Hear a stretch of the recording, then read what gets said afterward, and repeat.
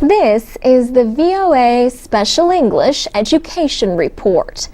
9 years ago, Maine became the first American state to provide laptop computers to all 7th and 8th graders in public schools. The northeastern state has since expanded that program to about half of its high schools. Now, one school system in Maine has launched a project to provide tablet computers, the Apple iPad, to all kindergartners. Some people have criticized the project as a waste of money, but school officials expect it to increase learning. Lori Gerard teaches 5- and 6-year-olds at Sherwood Heights Elementary School in Auburn, Maine.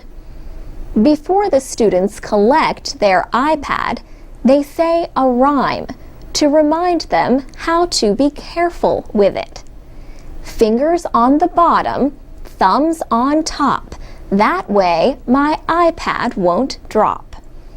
Ms. Gerard plans to use different applications to help her create a learning plan for each student.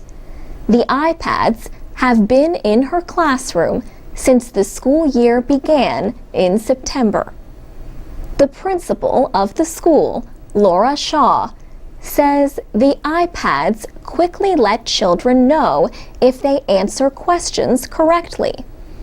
When you have 18 kids in the classroom and you see 10 kids hands raised up, the teacher does her best to get around. But sometimes, with the iPads and certain apps, the kids get immediate feedback. Almost 300 kindergartners in Auburn are using iPads this year. Project coordinator Mike Muir says he believes the computers can help students improve in reading and math. Less than 2/3 of the 3rd graders in the school system are at what are known as benchmark levels.